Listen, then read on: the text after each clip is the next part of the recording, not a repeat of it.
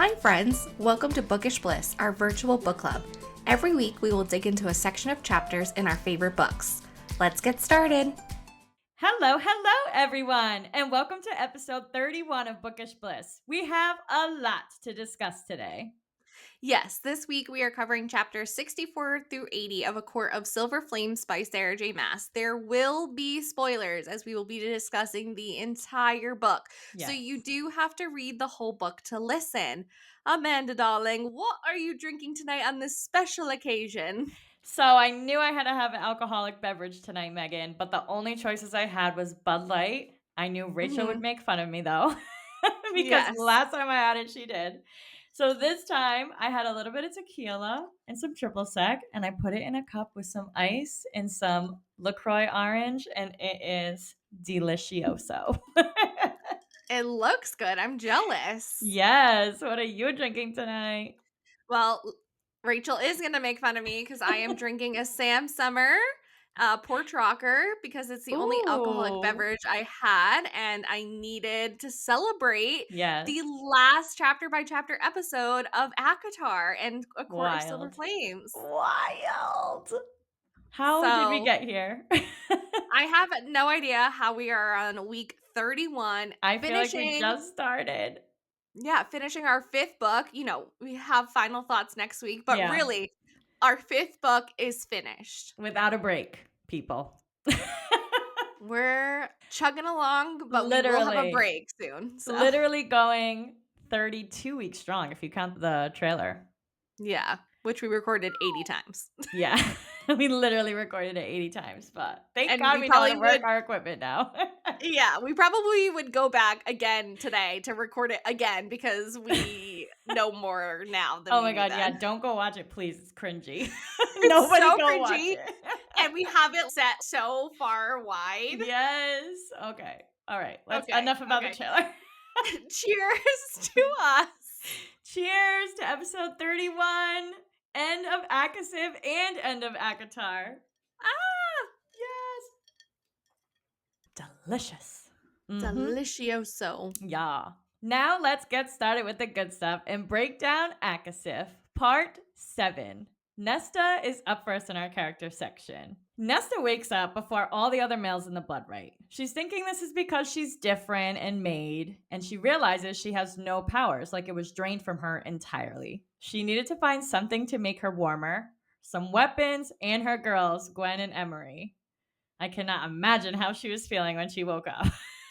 Yeah, especially because they really had no idea when they were taken from their beds where they were going. I don't think her first thought was, we're going into the blood, right? Yeah, no. Obviously, she figures it out, but must have been crazy to wake up to and not even know where Gwen and Emery is. I know she kind of figures out later that they split up Cassie and Azriel and Rhysand, so they're definitely going to split them up, but... Yeah. Anyways, Nesta notices a male moving and also notices someone planted a steel blade. She grabs the blade and runs for her life, and the male follows her, tackles her, and they go tumbling down a hill. I'm freaking out at this moment in time. I'm like, what the fuck's gonna happen? Nesta sticks the knife in his throat, assesses her injuries, and is on her way to find her friends. She just gets up and she's like, fuck you. And that's it. Dead. So casual. Crazy. But we're in the give me fucking your blood, clothes. right? It's wild. Give me your clothes and I'm leaving. Bye. Yes. She literally strips him, which was mad smart because it's freezing in the Illyrian Mountains. Yeah, and she had no shoes on and she's in a nightgown. A nightgown. Yeah. Crazy. Nesta realizes in this moment in time she needs food and water and is running in the direction of her friends, thanks to her charm bracelet, which is a whole other thing that I cannot wait to discuss, but I'll wait until the plot section to talk about that. Yes. When an arrow goes whizzing by her head, she faces another male and stabs him in the balls and gets away. Already. She's just moving insane. Through the mountain. Moving through the mountain, slashes some guy's throat, cuts off somebody's balls. Do not fuck with her.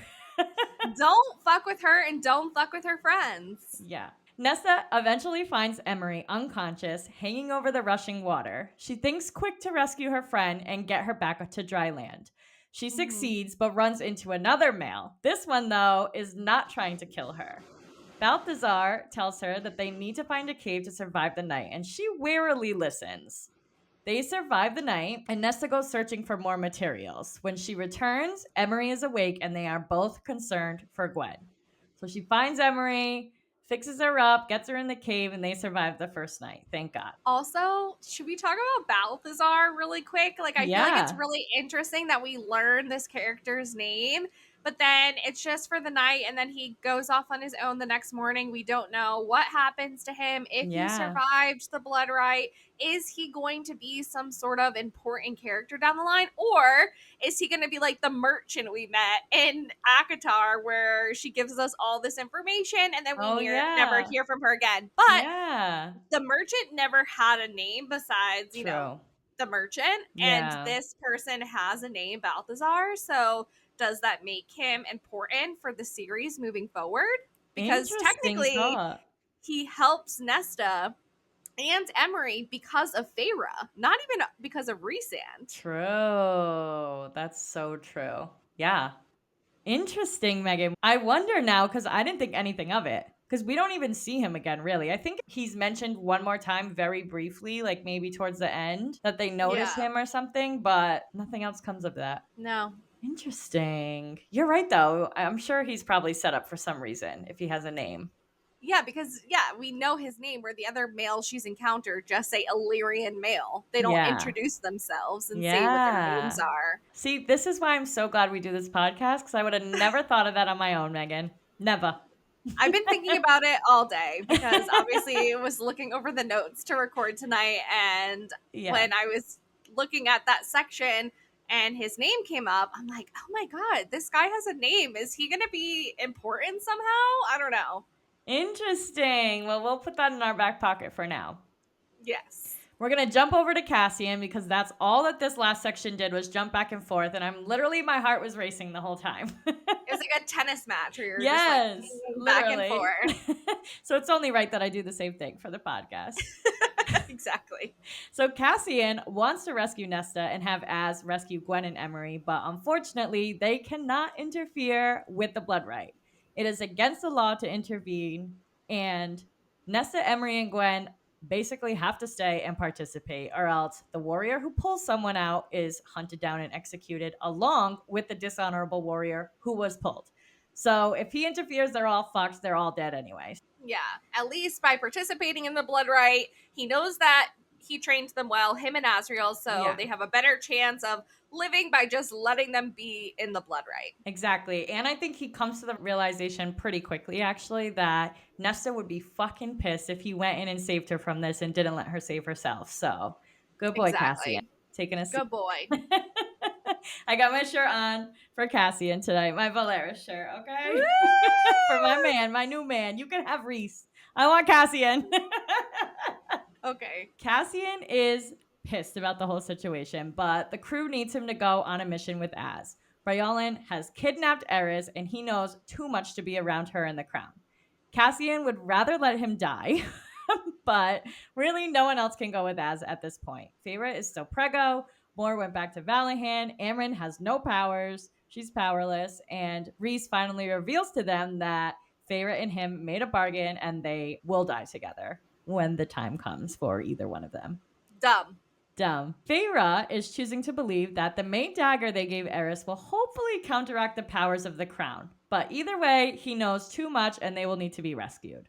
Obviously, we know now it didn't counteract, but I feel like they're saying this for some reason. Like it maybe has an effect, but yeah, he was definitely under the crown's thrall. Yeah. But he never gave up the information that he had an interesting dagger in his pocket. So I guess that is interesting that he couldn't, maybe he just couldn't talk about the maid dagger. Like the dread trove you can't talk about. True. Megan. Full of the knowledge tonight. Oh, it's the Sam Summer portrait. I'm just kidding. Let me drink some tequila so that I can get my blood pumping up there. Yeah, you just need some alcohol. No, but you're totally right. I bet you that is what it is. Because I just find that interesting. Like, he wasn't searched, and and then but it was still on his side. Like Brianna didn't take that from him. Like I just think that's really weird. Or she didn't ask about it, or I imagine she's like, tell me anything I want to hear or I need to hear. Yeah. That's what I would say if I could control people and wanted information.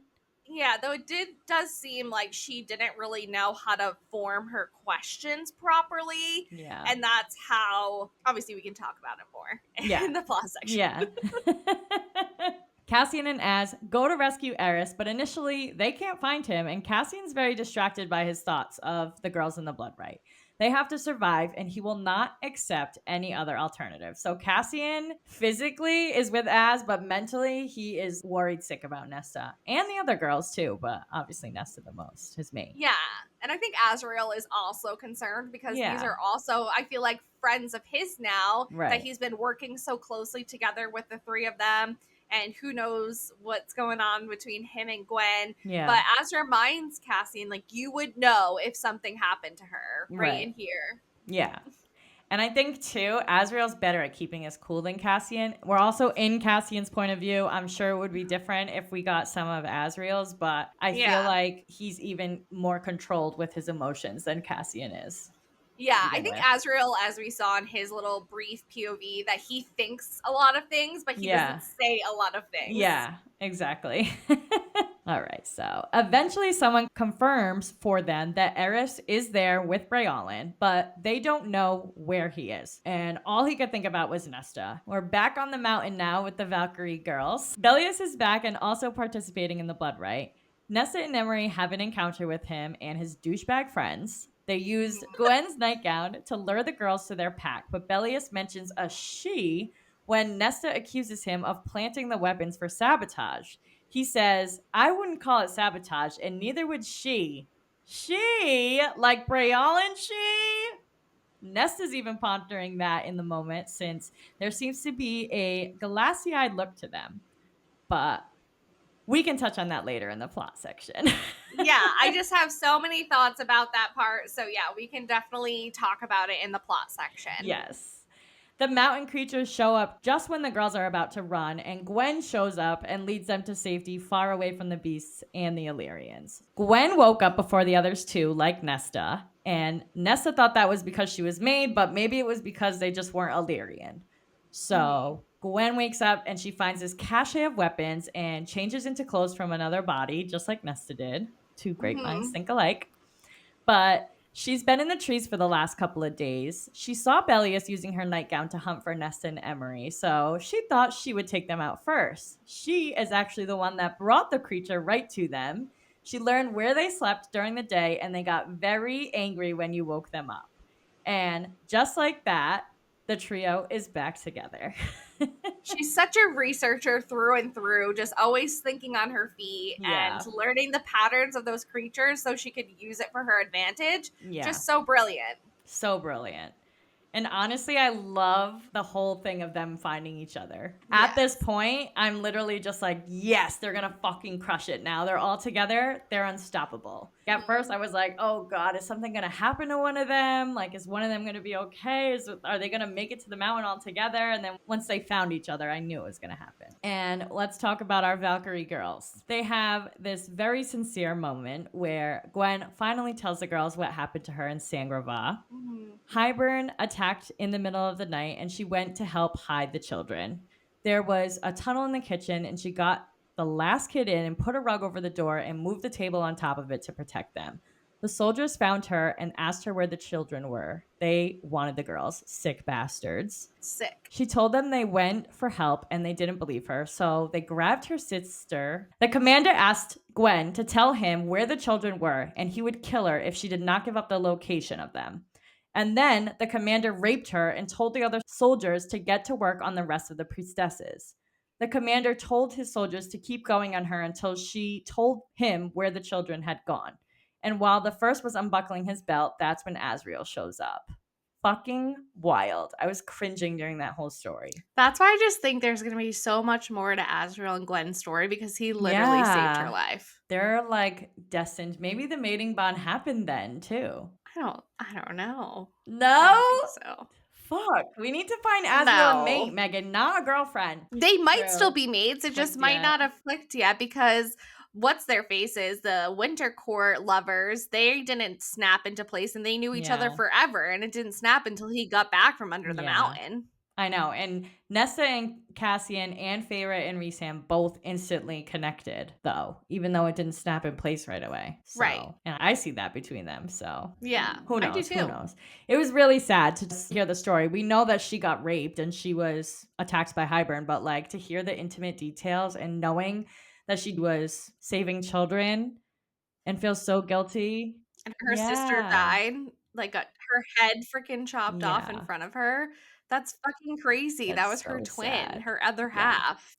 I know. God. Emery also tells the girls of her story with her father and that he beat her so badly that he's broken her back before.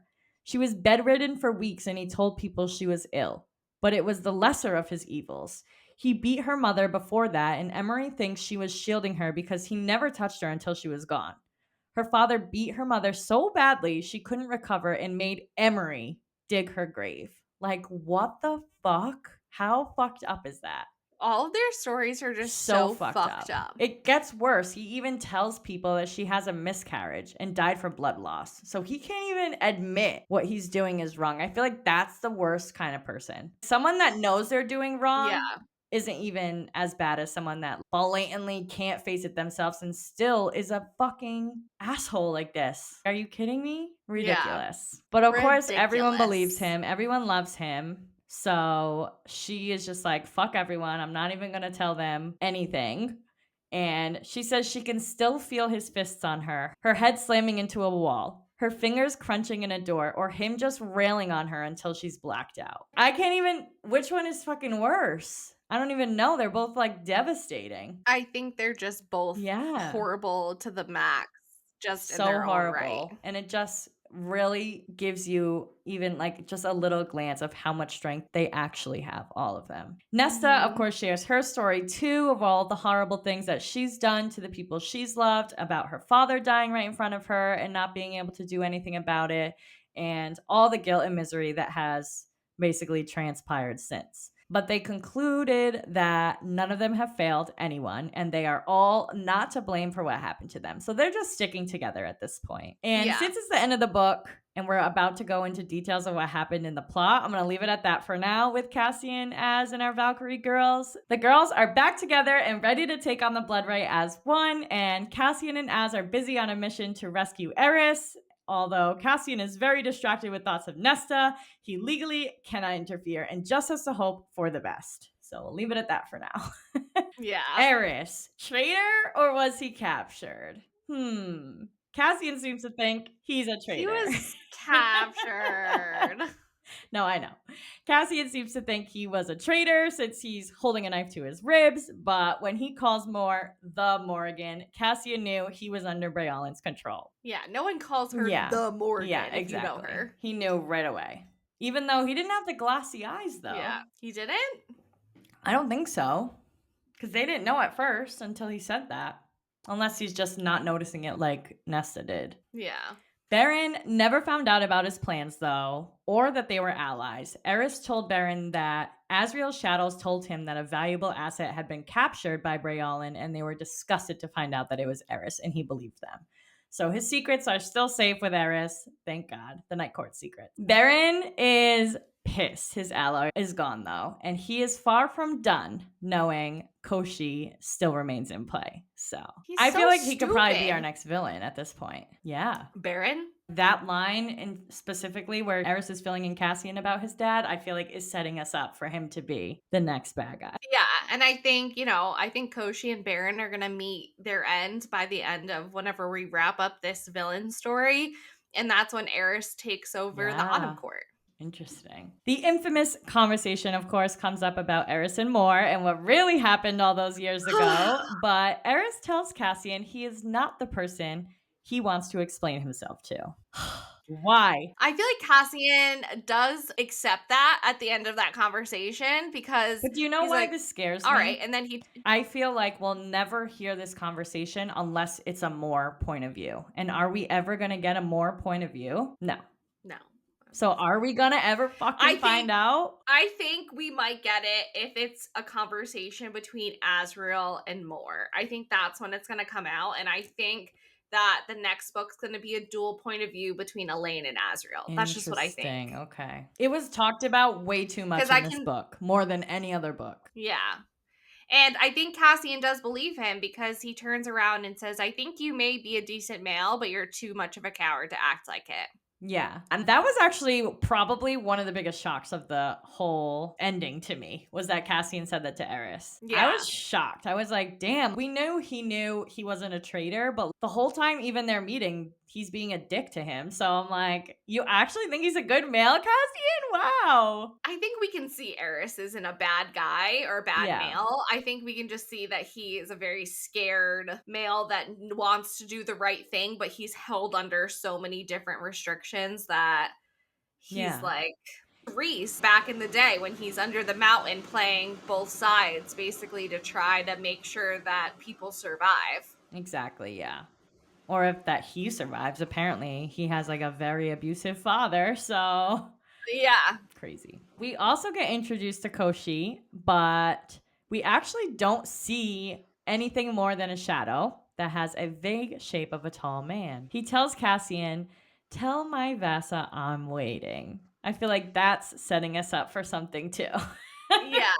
And then I just wonder, why did he show up as a shadow? Like, why didn't we see his face? And I think this is something that we need to ponder over the next week as we head into final thoughts. Yeah. Maybe we can come up with some ideas, but I can't think off the top of my head right now. But the more I think about it, the more I'm like, why was he in shadows? Why did we just see him as a tall man? Why didn't we see almost his like face? he's somebody that we know and we couldn't actually show his face. Like maybe his main powers are on the lake, his death god powers or whatever, but maybe he's still someone that we know and he's just like not at full strength. And that's why they can winnow in Perithian and not be so far away in the continent. I just had a crazy thought. What? What if it was Varian? Because him and Amryn hit it off. Oh my god, that would be fucking nuts. Right? That's what just came in my head. But can Varian winnow? Or maybe we just don't know enough. How does he get to fucking Valeris every time? Oh, I don't know. He must winnow. I don't know. I don't know. That's so weird. Because I feel like it has to be someone that we're not expecting at all. But why would Amryn, this all-powerful being, love Varian of all people? I don't know. Interessante. It's more. I'm just kidding. It's more. Well, we don't know who it is, but yeah. We just saw a shadow, and I thought at first maybe he was under the spell. I know that, like, they say he's working together with Brayalan to get Vasa back, but yeah, the way she was talking to him, she was like, winnow us, blah, blah, blah. And he was just, like, doing everything she said. I was like, is he under the spell, too? I'm like, what's going on? Yeah, she definitely had... I mean, whatever deal they struck, maybe it's just he does what she says. But now that deal is over because she's actually Ash. Yeah, she's actually in the wind. Yeah. All right. And last but not least in our character section, Feyre has the baby. Aww. It's an insane birth, but we'll talk about that in the plot section. For this section, though, I will reveal the baby is alive. He has perfectly healthy wings, and his name is Nyx. Cute. So cute. On to world building so we can get to this plot section. First, let's talk about the blood rite. There were creatures that roamed the mountains at night during the blood rite that were part cat, part serpent, and had all black fur, sharp claws, and hooked teeth. It was a beast crafted from nightmares. Okay, so I saw a theory and I don't know where. I wish I could credit this person. And I was like, oh, I don't know. But then I read this part again and I'm like, oh my God. So what if it was Feyre? And that's why she went into labor 2 months early because they said she can't shift anymore. And that's why she was bleeding. It's because she shifted into her like nightmare self and went and helped out Nesta. No. I can't prove fucking it. way. I can't prove it, but just when they were describing what you just described, just reminded me of what a Feyre standing in front of that mirror. Yeah. And I didn't come up with this on my own. I wish I could credit who said it. I really That's don't good. remember, but it's such a good theory. Yeah, And because why else would she have come early? 2 months Although, would she risk the baby's life for Nesta? for Nesta? I don't know. It makes sense either way, but I just wanted Yeah, to point that out there because why that's was the wild. baby like lodged into her canal and she was bleeding when it was too early for her to go into labor.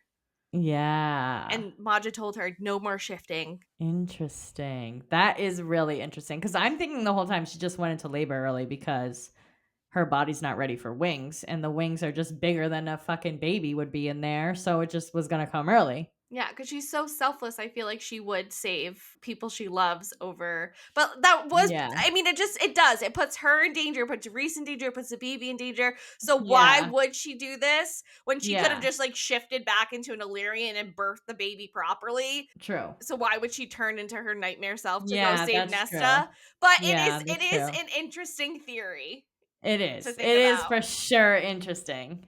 Yeah, that would be fucking wild for sure. So, Emery and Nesta were about to book it when they hear Gwen and followed her away to safety. We also get the story of the blood, right? Probably. Is this like a couple times now we get the story? Yeah, we hear about Analius a lot. Yeah, so I'm just going to summarize here. Long ago, the Fae fought in a great war against creatures that oppressed them, and for some reason, the enemy was desperate to reach the stone at the top of Ramael. But they were never taught the reason why. A young Illyrian warrior named Analius held the line against the enemy soldiers for 3 days, I believe it was. He found an archway of stone and used it as a bottleneck. He died in the end, but he held off his enemies long enough for his allies to get there and fight. He climbed to the sacred stone with his guts hanging out and died there. And that is why they do the rite, to honor him. Do you think that stone at the top always had these winnowing powers? Like how we know that the girls winnowed to the river house and were completely healed because that's where it knew where it needed to be. Did those enemy people know that they could touch it and be winnowed somewhere to safety? Like, did it always have Yeah. that capability? I don't know. I feel like it definitely has, or some other capability that we don't even know about yet, because they're racing to the top of this mountain for what, and nobody knows why, ever. You know the whole entire story and you don't know that part. I'm like, there's no reason why they're going after this fucking rock. Yeah, and what's under Ramael? Yeah, what the fuck is under there? Something. Maybe not tunnels, but something. Something. Sleeping ancient creatures, maybe?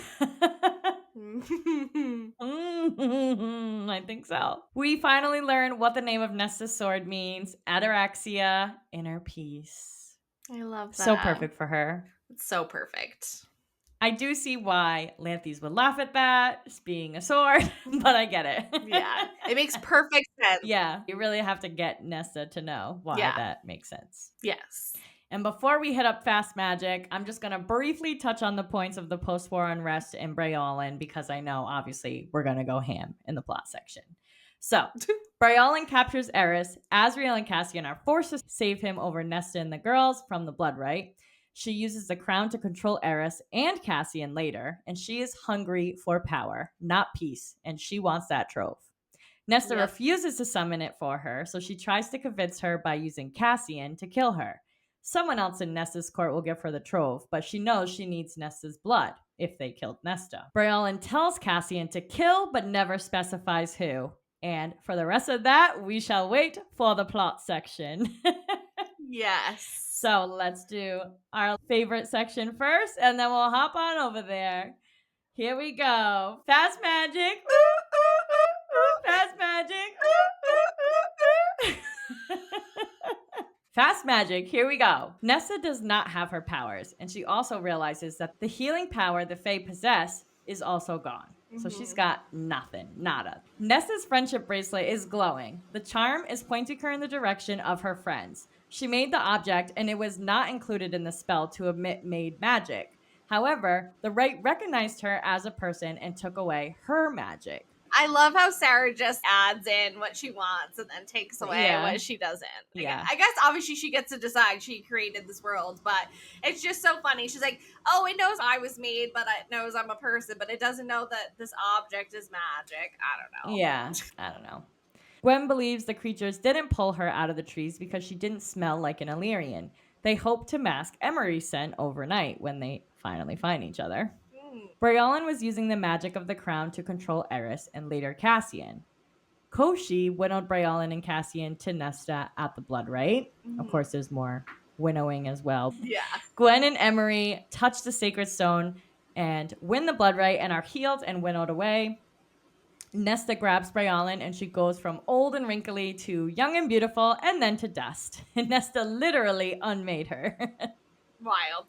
Nesta wears the crown and the mask while holding the harp. She stops time and gives what she took back to the cauldron in exchange for the life of her nephew and her sister.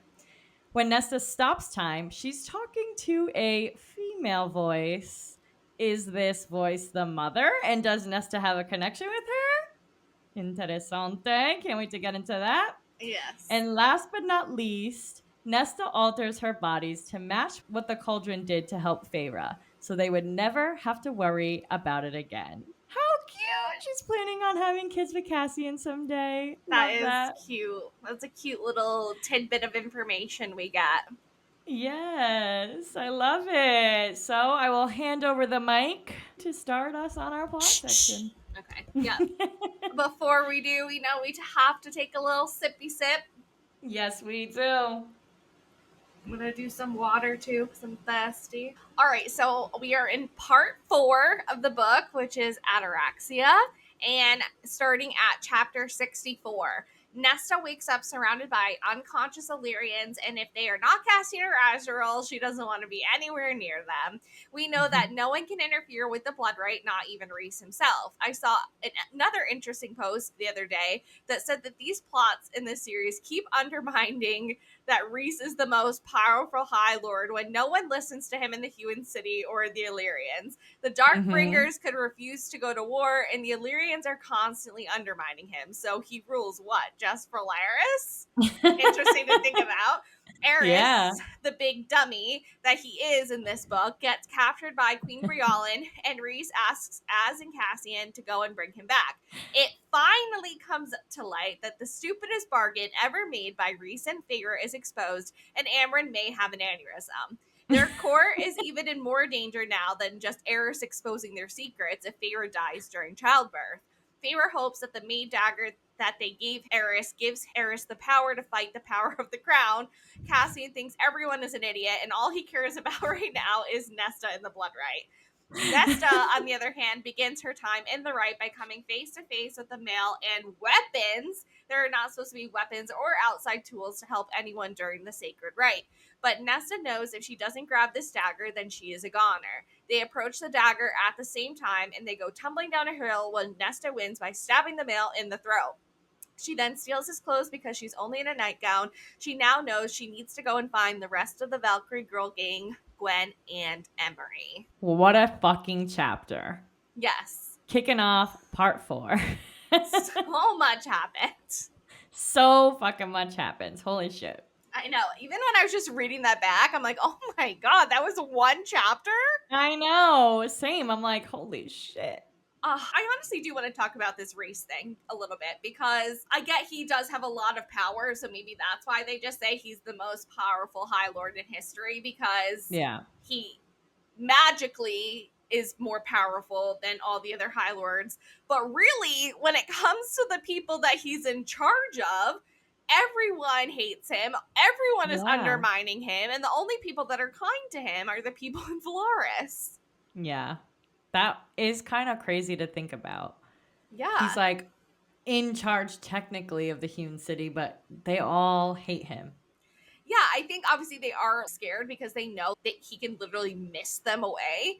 But when it comes to wars, he has to beg Care to bring his Darkbringers, and then he has to be peacemaker with the Illyrians to make sure that they do what they're supposed to be doing, fighting as well. I feel like he needs to build his own army in Velaris, I don't know, have people that he doesn't need to ask to fight for him. But I feel like he's so protective of the people of Valaris that he doesn't want them to fight at all, which I also don't think is right. Yeah, but I also think too, the Hewn City and the Illyrians are the brutes or the assholes. They are literally the villain people. They're mean and nasty and treat their women badly and treat each other badly. So I feel like that's also why they clash with Rhys, because Rhys actually is not a bad guy deep down, and they know that, and no matter how bad he acts in front of them, I feel like they just don't have the same agenda. No, I know. I just also think if you think about it, you're like, oh, I have to go to war, but those fancy elite people in Valaris don't have to do anything. They just Yeah, get to chill out and hang by the water and eat their spices. Like, that's really fucked up, actually, if you think about I it. know. I know, but nobody even knew about Valaris until recently, till Hybern. Which makes it even worse. I know. That's probably why they hate it more now, because they finally figured it out and they're like, damn, fuck you. Yeah, You're literally. actually not this bad guy. You're a nice guy and you're fucking treating us like shit. Literally. Then, of course, the bargain comes out into play. Amryn is fucking pissed. She Yes. literally is about to blow a gasket. She's like Yes. scolding them like children. And they have the audacity to look at her annoyed that she's annoyed. I know. And this is actually my notable line for chapter 64, page 655.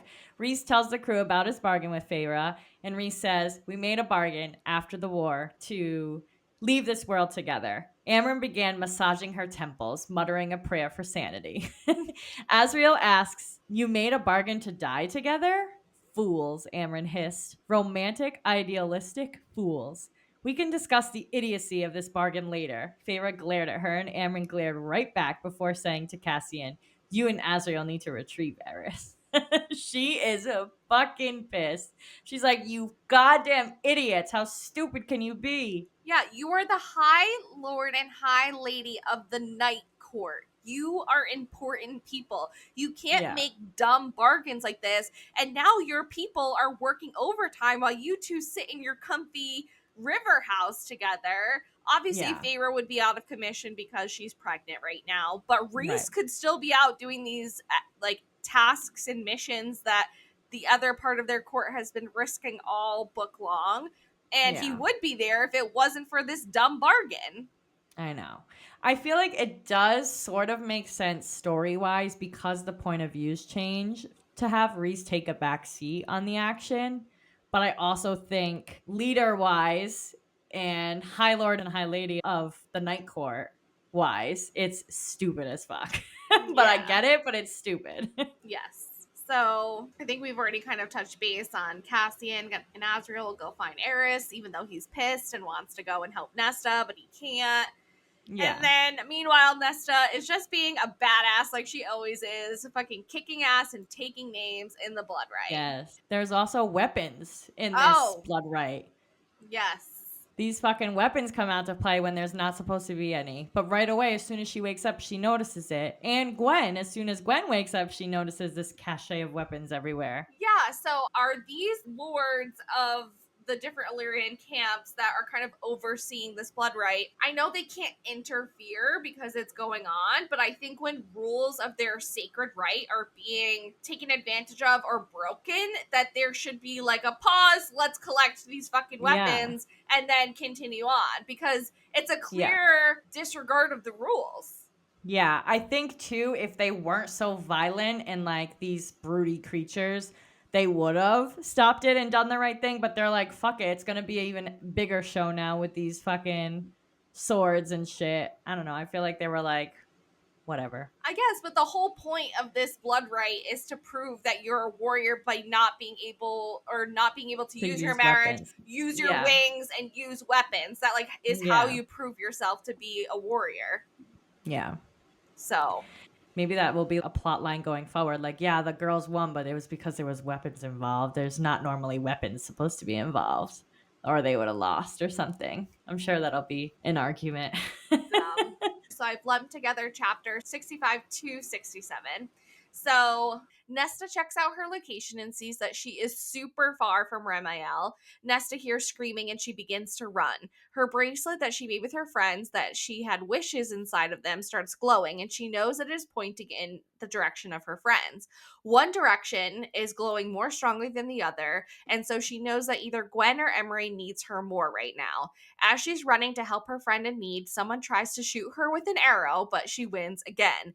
The Illyrian male tries to make her drop all of her weapons, but when the timing is right, she makes her move and takes this male down. She knows through her conversation with him that the direction she is heading in is to find Emery. Nesta overhears some more males that Emery escaped by jumping into the freezing cold river. Nesta finds her unconscious, holding onto a broken tree. Nesta rescues her after climbing into the freezing river herself and knows that she needs to find shelter and fire. When Nesta finally locates a cave, she sees another Illyrian male who is inside, and his name is Balthazar, and he promises not to hurt Nesta or Emery because of Feyre. Once safe in the cave, they hear many animals in the woods killing Illyrians left and right. The next morning, their new companion takes off on his own and Emery wakes up. They gather more clothes and then go off in the search of Gwen. Nesta and Emery finally find a camp full of males and Gwen's nightgown, but it was a trap. Emery is grabbed by two warriors, and Nesta is also brought into the camp run by Emery's cousin Bellius. Bellius, we see, has glassy eyes like the Autumn Court soldiers, and he was the one who put the weapons in the right. A big, awful cat creature saves them by attacking the camp, and Gwen pops out of nowhere and tells the girls to follow her. Gwen led the beast into the camp, and she tells them she woke up before a lot of the Illyrians. The girls talk about how their bracelets made sure that they would always be able to find each other. Meanwhile, Cassian is flying around with Az, trying to scout, and Eris has been dragged into the Queen's castle 2 nights ago, and that they would be moving him shortly. They will wait until they see where they are taking him before they make their move. Wow. Insane section. So crazy. But that was 3 chapters, so. Yes. So Nesta is climbing a tree to see where she is, and she knows that she is super far away from Ramiel, but her first order of business is she has to find her girlies, which, Yes. thanks to her beacon on her arm, she knows where they are. Yes, and this is actually my notable line for chapter 65, page 662. Nesta sucked in a breath, remembering that night in the house when they made the bracelets, remembering her wish for them. The courage to go out into the world when we are ready, but to always be able to find our way back to each other, no matter what. So cute. I love that. I know, I it's love literally my favorite thing. I love that they made these bracelets and that they're a beacon to find each other always. It's just so perfect for their friendship. I know, and coming in pretty handy in this situation, gotta say. It is coming in pretty handy. Mhm. Of course, on her way there, Nesta runs into a male. So she fights with this new Illyrian male. He wants to steal her weapons, and she's like, "Oh yeah, you want my weapons? All right, let's play." So she waits until the right moment and she stabs him, and he goes down, and that is her second male down in a matter of, I don't know, a half hour, I know. if that. Yeah, she's 2-0. Yeah, and she knows that the friend that she's heading towards is Emery. And as she continues on her way, she comes across a few other males who are by the river talking about how Emery had escaped. And so that's when she makes her way down the river and finds Emery unconscious, which she has to undress to get into this water to go and save her, tie them together to go back. Yeah. And I just cannot imagine I know. doing that. And it's fucking in the middle of a winter, basically. Like winter storm happening. So she's getting in this freezing water and the freezing cold air around her. But she'll do anything to save her friends. So no, she literally will. Yeah. And she knows that in order to survive this blood right, she needs all 3 of them together. And this is just the one stop on the way to getting all back together again. Yes, exactly. So they make it back across the river. Emery is covered now with the clothes, but Nesta knows that they cannot stay out in the open or they are literally going to be dead. Yeah. And so she finds a cave where we see Balthazar for the first time, and Nesta makes a little bargain with him. Yes, and this is actually my notable line for chapter 66, page 672. Balthazar is telling Nesta that he is not planning on killing her. He says, I swear an oath on Ananias himself not to kill you or whoever is with you. Take it or leave it. And Nesta says, not to kill us or harm us in any way, or have anyone you know do so either. A slight smile, Balthazar says, you've adapted to the rules of the Fae quickly, but yes, I swear that too. I think that's so funny. She obviously knows that these Fae are tricky, tricky motherfuckers, and you have to really be Yes. careful what you say. Yeah, she's crossing her T's, dotting her I's, and she's not going to let her family down because they've warned her of all the ways to specifically word your Yeah. bargains. Except for the fact that she loosely calls in her favor to Cassian. Yeah. I think she was just mad, and I don't think she fully meant it. So that's why maybe it was so Yeah, like maybe it was badly worded. intentional, but not. Yeah. Yeah, Yeah. totally I get think it. so. Yeah. So they survived the night, thankfully, because there are many creatures out hunting these Illyrians left and right. Like, I just can't even imagine hearing the sounds of people dying I know. throughout the night by being killed by these Yeah, and creatures. never knowing if you're next, if they're gonna find you and sniff you out of this cave. Scary. So scary. Not to mention you're with a Eh, complete stranger who you don't know if they found them. Are they gonna use you as bait? What's gonna happen? I don't know. Yeah, exactly. But thankfully, those three survived the night. Emery wakes up, Balthazar goes on his way, and Emery and Nesta now have a picking of clothing to go through so that they can stay warm since they only really had one set of Illyrian clothes to keep them warm. Yeah, for sure. So now that they're all set and clothed, they need to go find girly Gwen. Yep. And they are following the beacon on their wrist to find Gwen.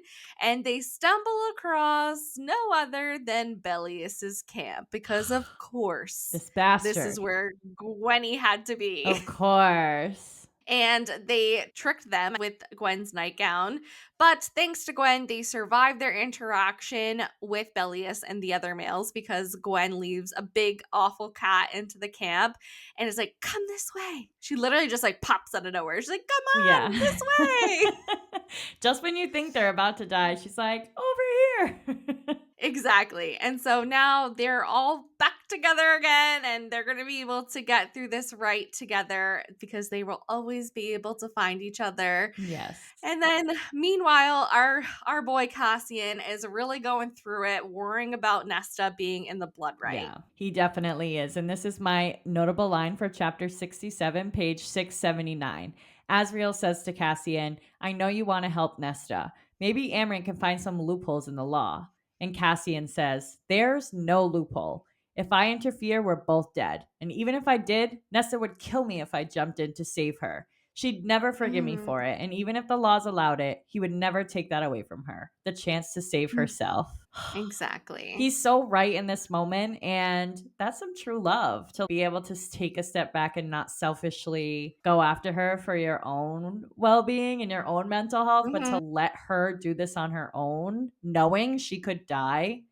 That's love. Yeah. That's love. It's love. Yeah. He has to trust in the training that him and Azrael have provided and just hope and keep his fingers crossed that the Valkyrie trio is going to kick some ass. Yeah. All right, moving on to chapter 68.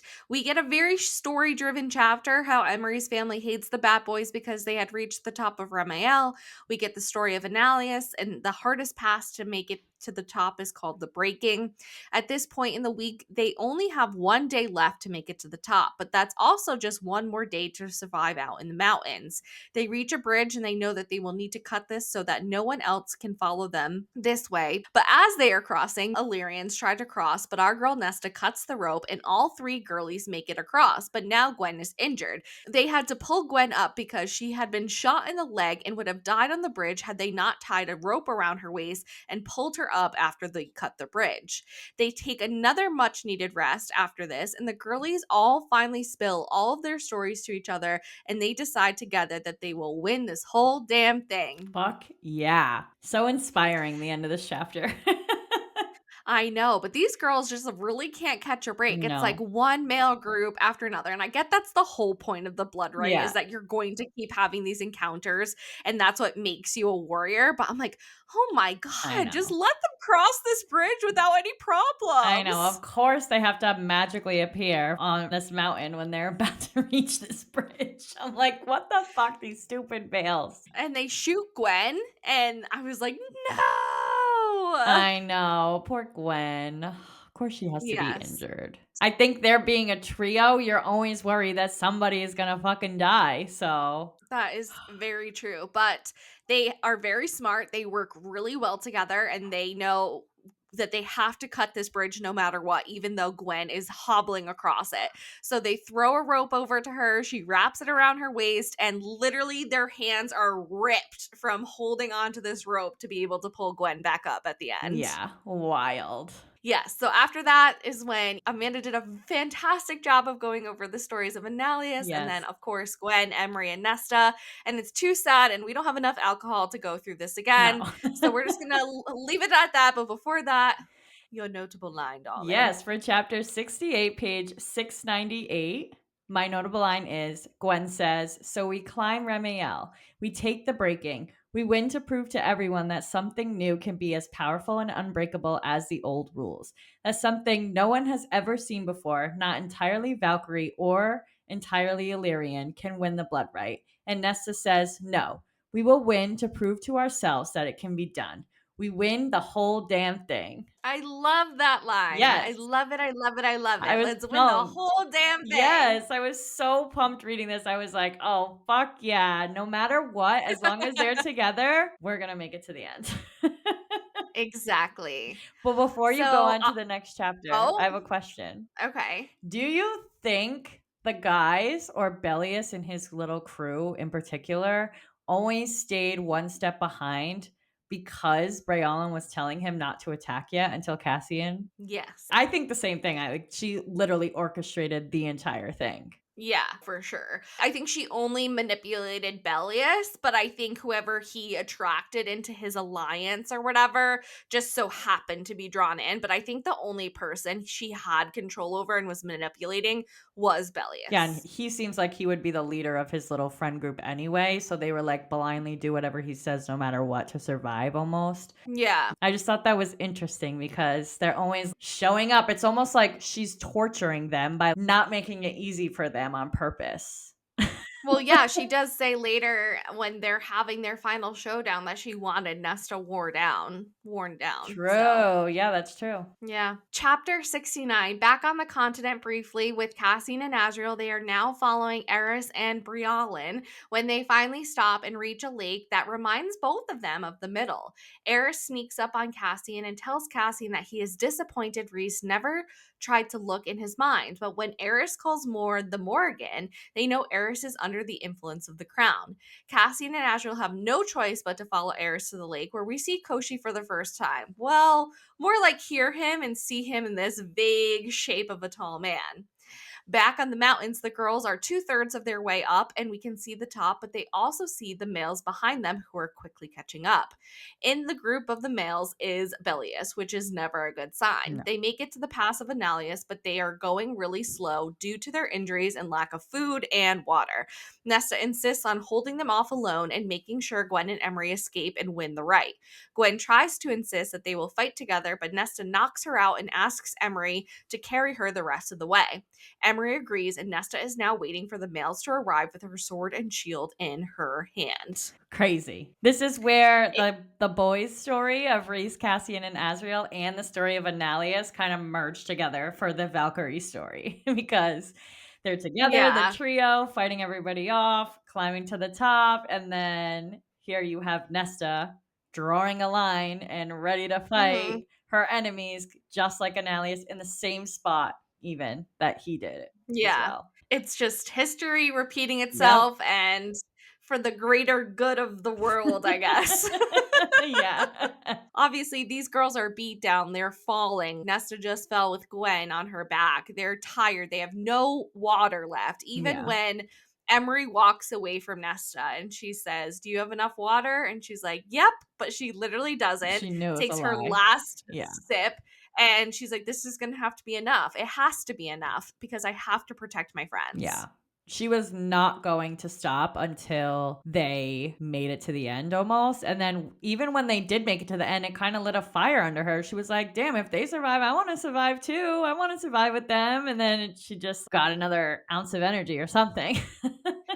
Yeah, I think we finally see Nesta for the first time fighting for her life because she truly wants to live because she knows she has things to live Yeah, for. exactly. So, yeah, I guess going back to Cassian and Azrael on this lake, we only see the vague shape of a tall man. Yeah. So maybe it's someone we already know, but I guess we'll have to think on that a little bit. Maybe we can come back to that during final thoughts and give some predictions on who we think Koshi actually is. Yeah. Is it just he doesn't want to reveal his face yet, or is it someone that we know and we're going to Yeah. be shocked? But we'll save that for final thoughts. Yeah, I think it gives us some time to really think about it, and we can come with some good Yeah. predictions. Also, I think the whole time I did not think that Eris was a traitor. So when Cassian finally puts it together that he's under the influence of the crown, I kind of was like, almost cheered in my head. I'm like, yay, he's really not a traitor. Thank God.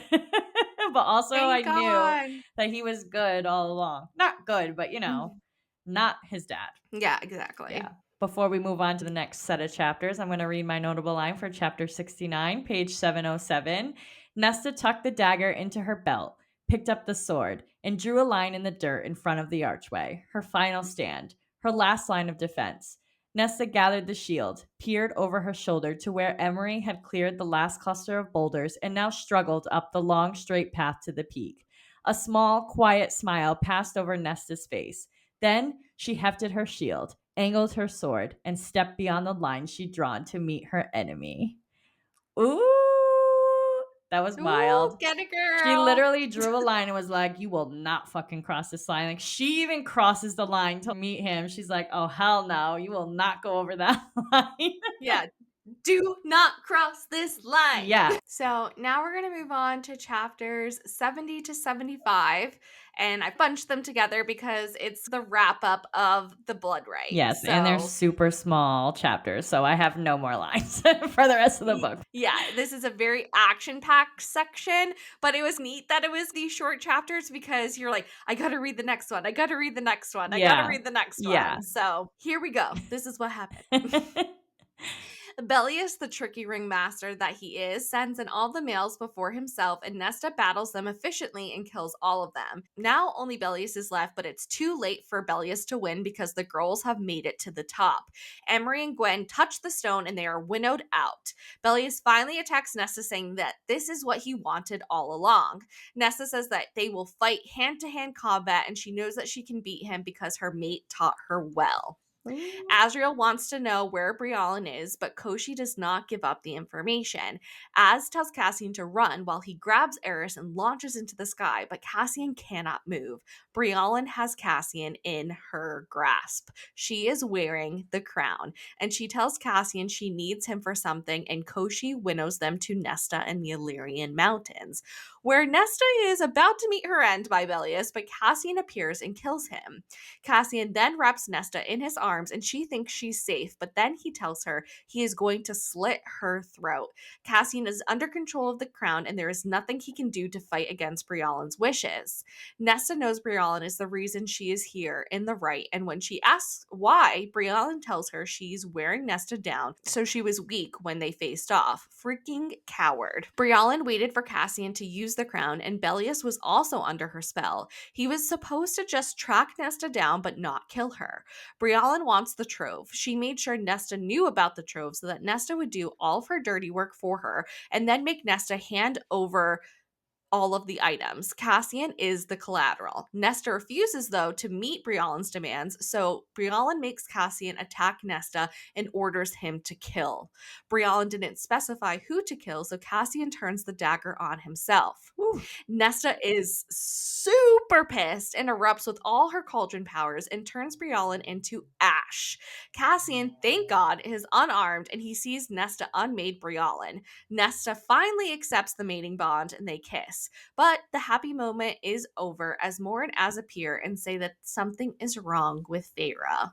Wild, shortest set of chapters I've ever read. I know. It was just so back and forth. Is like Yeah. her battle with Bellius, and then she's about to meet her end, but dun da da da, Cassian shows up and stabs him, Yeah. which is obviously very dangerous because the rite was still going on. Yeah. But thankfully, they get that all cleared up with the lords after it's over because obviously Cassian didn't willingly go into the blood rite to help Nesta. Right. He was there against his will because of Brialyn. Yeah, I know. And I hope that they don't try to take away this blood right win from Emery and Gwen because of the fact that it was so controlled by Brialyn, even with the weapons and with some of the guys. So I wonder if the guys, because the girls win, are going to try and get this one forfeited. Yeah, I mean, even if they did, I think the girls know that they won truly and justly, and they would never participate again. No.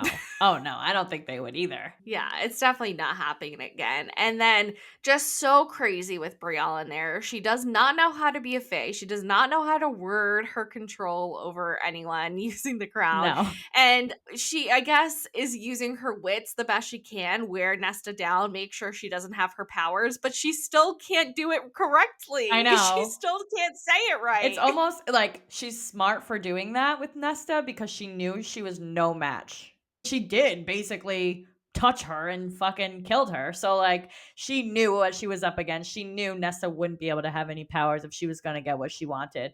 And I think it just shows that she thinks she's like this all-powerful high human queen, but really she has no idea even how to order them to do something without even being so particular with their words. So she really had no chance against the Fae, but yeah, no, definitely not. And she knew her power makes you do crazy things. Yeah, her time period was so limited because Cassian took forever, obviously, to go after Eris. And so her window of getting to Nesta and trying to use Cassian as collateral and to get the trove was such a short period because dawn was approaching. She's like, Right. I waited for days for Cassian to go after Eris, but Yeah. they waited until the right moment. So really, it was good that Azrael's like, we can't move forward. We have to stay where we are and see what's happening because if not, this could have happened sooner in the right. And I think it would have been a worse situation for everyone. Yeah, 100%. I agree. And also, I think that the girls themselves wouldn't have won No. because they would have stopped it way earlier or at least interfered because of Brayon's influence. So who knows who would have won or what would have came of that if they didn't actually wait. So good job, Azrael, Yeah. for making them wait. Yeah. Thank God for Azrael being level headed and was like, let's wait before we react. Where Cassian, I think, would have gone charging in their days before and be like, let's go, Eris, we're leaving. Yeah. I just think the whole thing with Cassian stabbing himself was so anticlimactic because I don't know, like I feel like he wasn't even her at all. He just kind of got up and was like, tricked ya. Just wanted you to kill her instead of me killing you. I don't know. I don't really get that part that much. Well, I think it's just goes back to Brielle not wording what her commands because she just said kill and she didn't specify who or what. So he could kill anything in the ground, I guess, until waiting for his time to come or for Brielle to realize that she didn't word it properly, but it was too late because Nesta got her hands on her and turned her into ash. Poof. Yeah. I just feel like it was so rushed and so fast for me, this whole part. I was just like, what? Cassian fakes killing himself, and then she literally touches Braylon and it's over. 700 pages of worrying about her, and that's all we get out of it. But I do get the point that it's supposed to make Nesta look super powerful and that Braylon doesn't know how to fucking make a Fae command or whatever with her words articulated correctly, but I don't know, just very anticlimactic for me. No, I know. And I just think it's setting us up for the future for our actual bad guys, which is obviously Koshi. And then I think Baron is going to come into play in that as well. Yeah, I agree. So I think this was just a precursor to what is to come, just like in ACOTAR, where we had Amarantha. Yeah. So after that craziness of Brialyn going from old to young to Ash, Cassian pops up like, here we are, and they finally accept the mating bond and they kiss, but that is all super short-lived because Az and Mor pop up and they say something is wrong and immediately ask about Eris, which is weird, and they're like, no, it's Feyre. Yeah. They're like, no, we don't give a fuck about Eris, especially Mor of all people. Yeah, exactly. Mor's like, why would I give a shit about what happens to Eris? Yeah, which I think is just more foreshadowing that we're gonna fucking know what Yeah, we happens between them I soon. if it's not something epic, I'm gonna be fucking pissed that we dragged this on for books. I know. It has to be epic. Moving on to a very two dramatic chapters, which is chapter 76 and 77. Feyre and the baby's life is in danger. Feyre started bleeding a few hours ago and it is not looking good. Feyre is still supposed to be 2 months from giving birth, but the baby is stuck in her birth canal. Feyre is insistent that the baby be cut out of her, knowing that it will kill both herself and Rhys. The baby is removed and handed to Moore, but it's too small and not making any noise, and now Feyre is slowly fading away. Nesta knows Feyre is about to die. She can feel death with them in the room. Nesta calls the trove to her and puts on the mask and crown and is holding the harp. Everyone is shook and they hold Rhys back as Nesta plucks the 26th string, which happens to be time itself. Nesta plucked it as Feyre took her last breath. Death is surrounding Feyre, Rhys, and their baby. There is a female voice speaking to her, which we learn is the mother, or we suppose is the mother. Nesta covers Feyre's body with her own and tells Feyre she loves her. She wants to save all three of them, so she makes a bargain with the cauldron itself. Nesta says that she will give it all back. Nesta feels a brush of a hand down her cheek, and when time resumes, Nesta is still whispering that she will give it all back. Light begins flowing from Nesta and then to Feyre and then the baby. Feyre wakes up alive and well and tells Nesta that she loves her too. The baby starts crying and is now fully Yay. grown, and Rhys falls to his knees in front of Nesta, but she joins him and they embrace. Have they come to love each other now? We will see how long that lasts. Yes, we will. But I cannot believe this baby comes out and is not crying and is super small.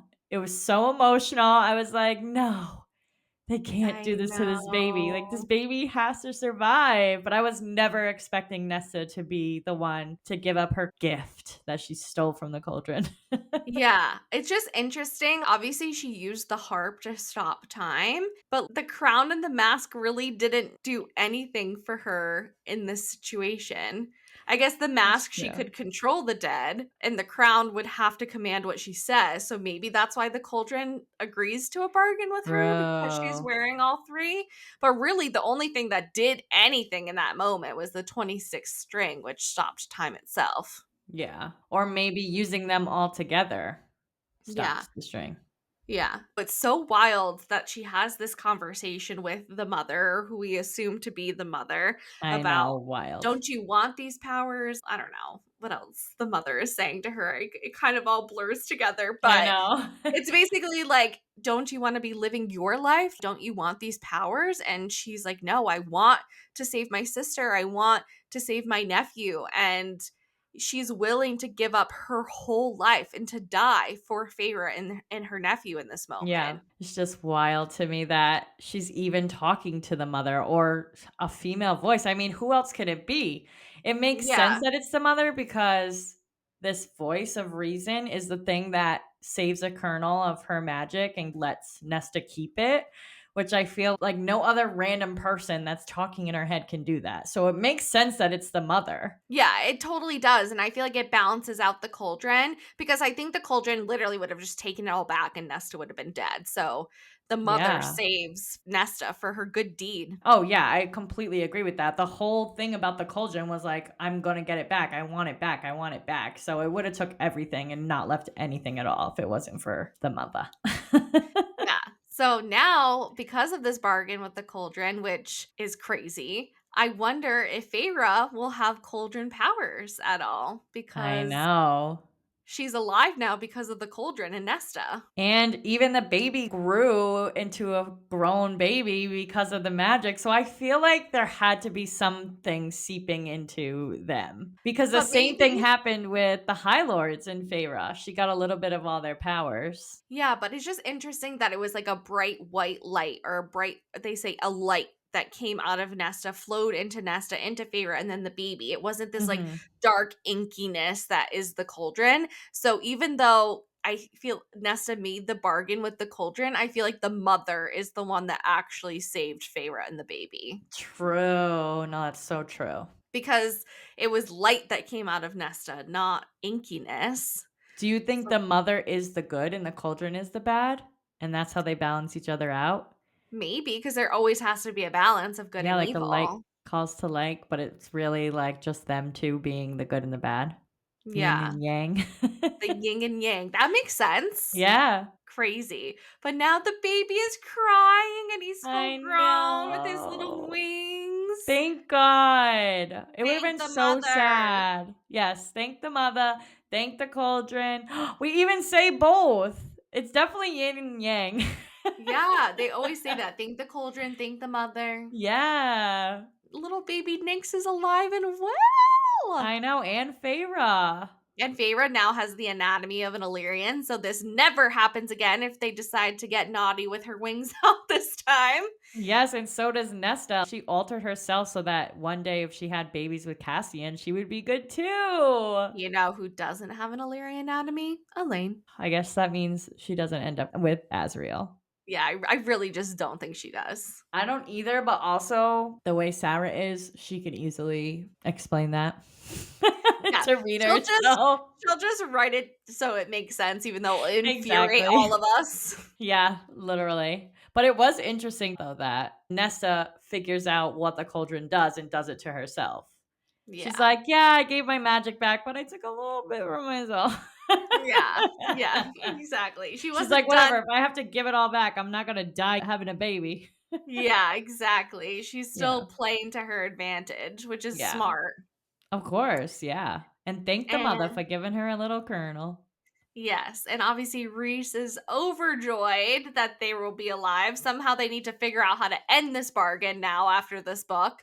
I And he know. falls to his knees on the stars and the mountains he says he will never kneel upon except in front of his mate, but he kneels in front of Nesta and she drops to her knees in front of him too and they look at each other and they hug, crying. Everyone's Oh, crying. I know. You literally owe her your life. Not just your Mhm. life, your wife, your mate's life, and your son's life. Your only son, your firstborn son, which I know Yeah. technically doesn't mean anything to them because it could be Mhm. any child that rises up to be High Lord. But, the first one, she It's literally, important. yeah. But I think they needed something this dramatic to finally pull them together. Yeah, so hopefully that lasts I think it will, at least for a little. for a little bit. At least for a little. I All mean, he right. he literally is showering her with gifts nonstop. I mean, it can't Well, be can't be over that quick. we'll get to that. Yeah. So, chapter 78. Gwen and Emery are waiting for Nesta at the river house after Nesta saves Feyre. I still cannot believe the girlies won the blood right. The girls were healed by the stone the second they touched it and were transported here. Reese and Feyre, darling, name their son Nyx, and then Cassian and Nesta go to have a heart-to-heart now that they are finally reunited and no one is in peril. Nesta tells her that she gave all of her powers back, but a little still remains. Something stopped from all the power leaving her body, and she made some changes to both Feyre and her own anatomy. In case one day Cassie and Nesta want to have little Fey Illyrian babies. Cassian says she could have ruled the world, but Nesta has everything she wants. They can either have a fancy mating ceremony or he can have stale biscuits from her pocket. And Cassian's like, those are my options. So he opts for the ceremony, and Nesta finally tells Cassian she loves him. But where was the I love you too, Cassian? Yeah, Cassian, what the fuck? Yeah, right? I also can't believe she wants a ceremony. I know, but I think it just goes back to her childhood where she thinks that she was going to be marrying royalty and always kind of Yeah. expected this extravagant wedding. Yeah. And I think she's finally happy with herself and has friends and family that she actually wants to be around. So she And wants to celebrate celebrate with. with Yeah. everyone. Yeah. Yeah, no, totally. That totally makes sense. It's like a full circle moment for her. Like she's Yes. finally healed all up and ready Yeah. to be herself again. Where before she probably would have just begrudgingly went through with the ceremony like that, but now she actually wants it. Or just threw the biscuits at Cassie and didn't even give him a choice. Yeah, I mean, she gave him a choice. Look at her Yeah, giving choices. I know. Okay, Resan. But also, Cassie not saying I love you too really made me mad. I know. Why didn't he say it back? He better fucking say it in like a crazy way. We obviously know he loves her, but Yeah. just say it back. What the heck? I know. Do you think that's, like, so human and not Faye? To say To I say love I you, love Faye. you? Yeah. I don't know, I guess, Like, maybe maybe. saying "You're my mate" is, like, the I love equivalent. you. Yeah. Yeah. Oh, all right, but We'll give it moving to you on. for now, Cassian. Yeah, for now, fine. Anything else, you're done. We'll talk again, and during final thoughts, we might change our minds. Yeah, we have every right to change our minds how we feel about this. All right, chapter 79. Cassian goes to visit newly restored Eris now that he is no longer under the control of the crown. Baron actually tortured Eris to find out about his rescue. What a nice father. Eris says that he didn't say anything. Cassian again asks Eris what happened with Moore the day in the woods because it just doesn't add up. Eris again directs them to Moore for answers. We still have the lingering threat of Koshi and Baron. Cassian tells Eris that he may be a decent male, but is too much of a coward to act like it. And finally, Cassian gets to walk away from a conversation with Eris on a high note. Wild. That was the biggest surprise to me of the whole thing was that Cassian literally calls Eris a good male. Well, Yeah, he a says, decent I male. think you're a good male, but Yeah, you're a coward. So yeah. you don't act like it.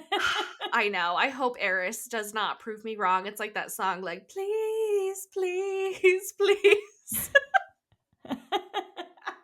Heartbreak is one thing, Mike. I beg you, don't I also embarrass like me, motherfucker.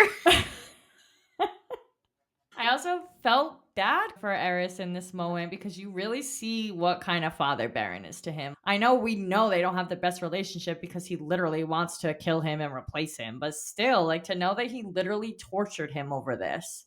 And Yeah, he is lucky that Eris was able to talk himself out of this to his dad yeah, because he has no problem fucking killing Eris. So yeah. it's just fucked up. And I It's think awful. even Cassian obviously makes this connection with him. And this is why they have such a good conversation for once, or at least admit to each other that they like each other almost in their weird Kind little of. way. Yeah. Yeah.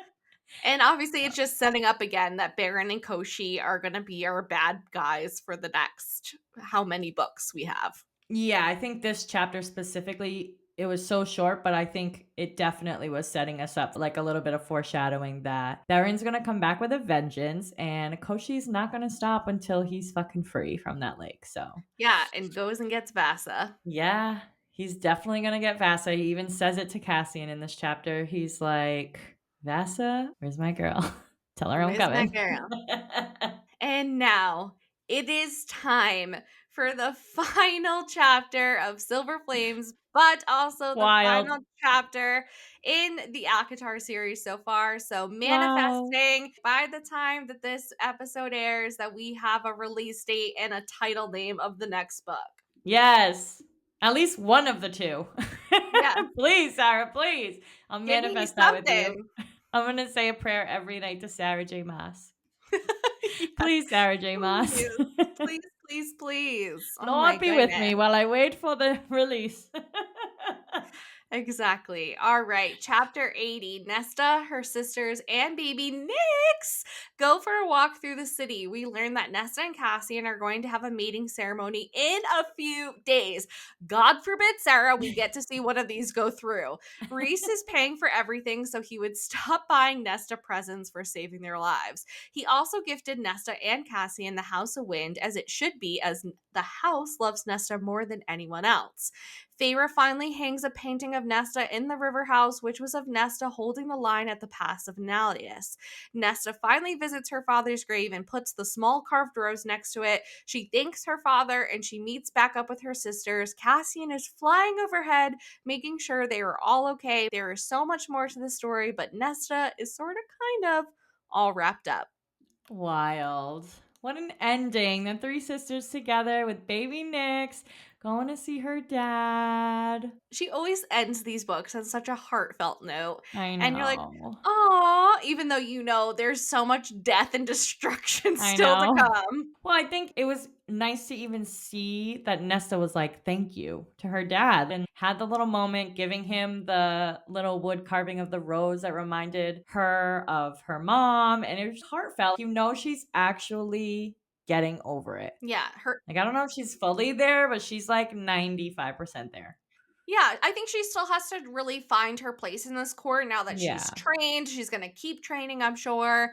And, I think her healing journey is basically complete, but now it's like, let's see what happens next. Where does she go from here? Yeah, you're finally whole again. So what are you going to do with your wholeness? Are you going to live life to the fullest with your people and protect them and be great? Or are you going to fall back into old patterns? I guess we'll have to see.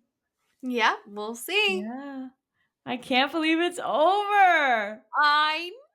It's so crazy. I don't know how Megan? We've done 5 books in this series. It's over, and now we have to wait until God knows when until this next book comes out. First of all, I want to say, how the fuck did you wait this long for another book? Because I know you read it as soon as it came out. Yeah, I don't know. I think it's because I've just read a lot of series in the meantime. That's why I've read so many books, is I'm just trying to fill my time. And I really didn't think that it was going to be this long until we got another ACOTAR book, but 2 Crescent Cities came out in the meantime, which will make more sense once you read them. I need to start that now that I finish ACOTAR. Yeah, just start number 1. I'll start it. Fuck it. Fuck it. You don't have anything else to do. I know, literally. So I'm going to save all my predictions for this book, the series, save it all for our final thoughts episode so I can process the end of this book and really think about what is to come. And Megan, you can finally share some of your predictions too. Finally, I get to say what I think. First time in 5 books. I've been holding it all in. Instead of saying, maybe, ooh. I gotta work up my acting. Yeah, I just know you too well. I know when you're faking it. I'm like, yeah. Though you totally thought I was lying about not knowing about what happened with Eris and Moore. Like, you thought I knew, but I don't know. That's the only reason why, I think, because it was like, you don't know it all. And I'm like, there's no way she doesn't know because she knows everything else. I'm like, no way. But I guess it's true now that I've read up to the same parts as you, besides if it comes out in Crescent City, I guess. But no, it doesn't. We'll cross that road when we get there. It's a big book, that one. They're all big books, yeah. Yeah. But that's all we have for you today until our final thoughts episode next week, which will be our last episode covering this series for a while. For now. But please let us know what you think by leaving us a review and comments on any of the platforms you are listening/watching on, or on our social media pages. This helps tremendously to get the word out and lead more listeners to find our show and tune in. Yes, don't forget to email, follow, subscribe, rate us 5 stars, and tell all your friends about us. And we hope the rest of your day is blissful. Bye! Thank you so much for listening. Join us next week where we start Part 8 of A Court of Silver Flames by Sarah J. Maas, discussing our final thoughts. Happy reading!